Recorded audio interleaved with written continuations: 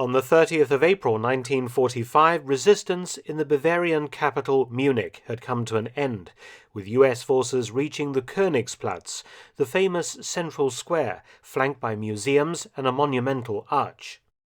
Hitler died the same day, shooting himself in his Berlin bunker when Red Army forces were within 500 meters of his hiding place. Munich had great symbolism for the Allies, for it was the home of Nazism and contained many important Nazi buildings intimately linked with Hitler and his movement. US forces captured the Braun House, the headquarters of the Nazi Party, or at least what was left of it after it had been bombed and gutted. At one end of the Königsplatz stood two huge modern buildings, both in good condition. On the left, the Führerbau, or Leader's Building, containing Hitler's office and the offices of his personal staff when he was in the city.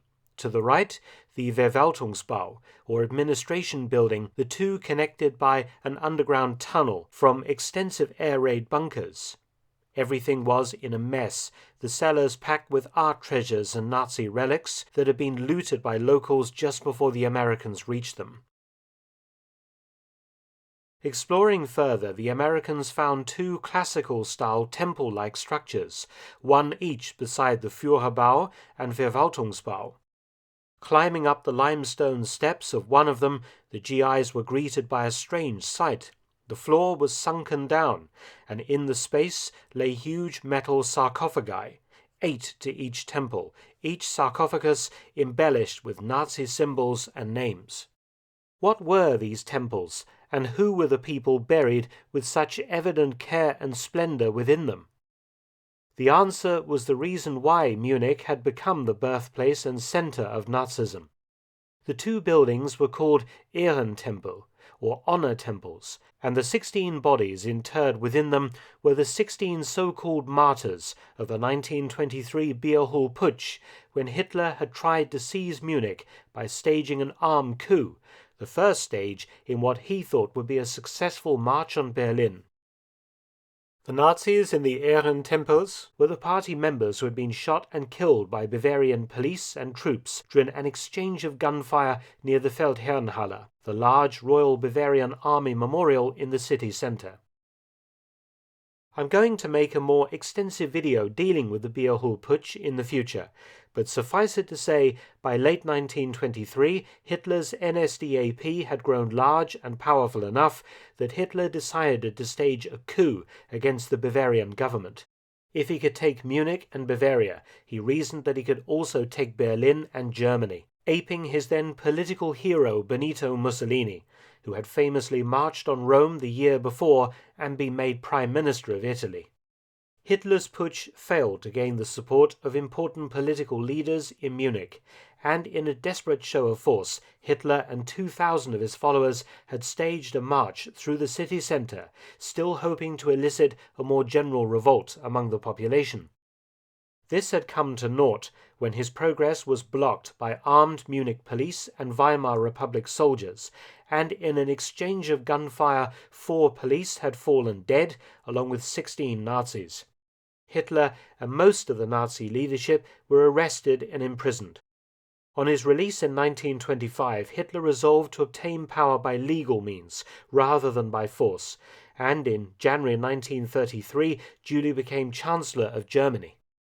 The 16 dead Nazis became representative of all the years of struggle that Hitler and his followers had before ultimate success, and would become a focus of veneration and memorialization. The Nazis chose the Königsplatz in the center of Munich. The Nazis would remodel the old square, paving it over and constructing the aforementioned Führerbau and Verwaltungsbau at one end. Each year, the Nazis held a special commemoration ceremony for the Beer Hall Putsch, where Hitler would address the old fighters in the Bürger Braukeller, where the coup attempt had begun in 1923, followed by a symbolic march to the Feldherrnhalle, where it had ended. On the 8th of November 1933, the 10th anniversary of the putsch, Hitler duly addressed the faithful at the Bürgerbraukeller. The next day, a new memorial to the fallen Nazis was unveiled on the east side of the Feldherrnhalle, a plaque recording the names of the 16 martyrs to the cause. The memorial was guarded by a pair of black uniformed sentries from SS Standarte Deutschland, and all passers-by were expected to show their respect by giving the Nazi salute. However, more grandiose memorial plans were soon completed. Architect Paul Ludwig Troost was commissioned to design a pair of temples to stand beside the Führerbau and Verwaltungsbau in the Königsplatz. Taking his inspiration from the classical world, Troost constructed 2 identical limestone honor temples, each to house 8 burials.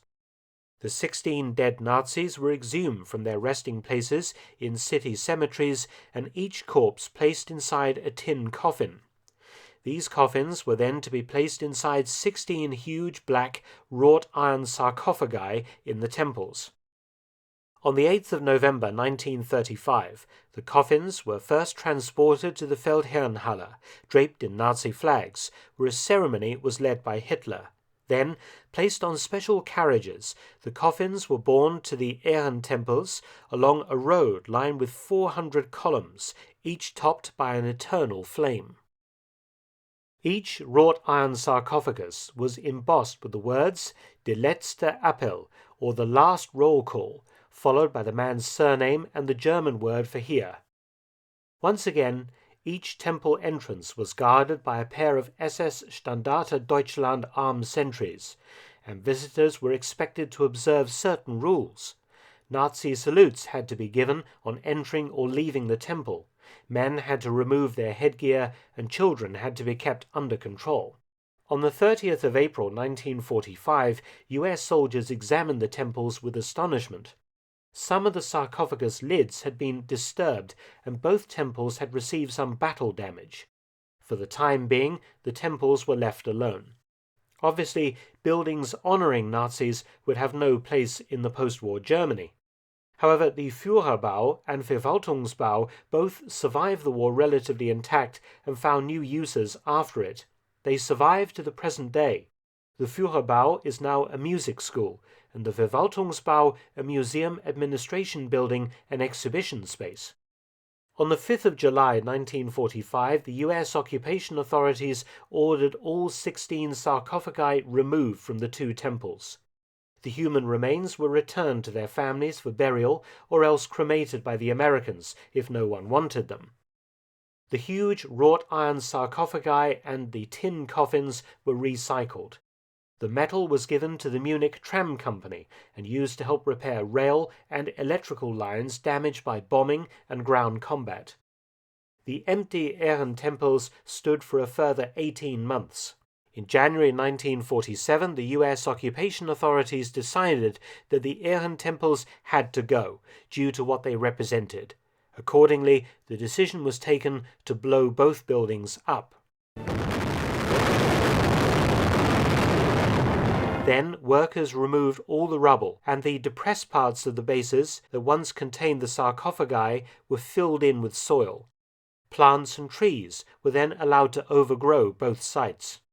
After German reunification in 1990, plans were made to redevelop the Ehrentempel sites into cafes and restaurants, which would have led to the complete destruction of the surviving structures.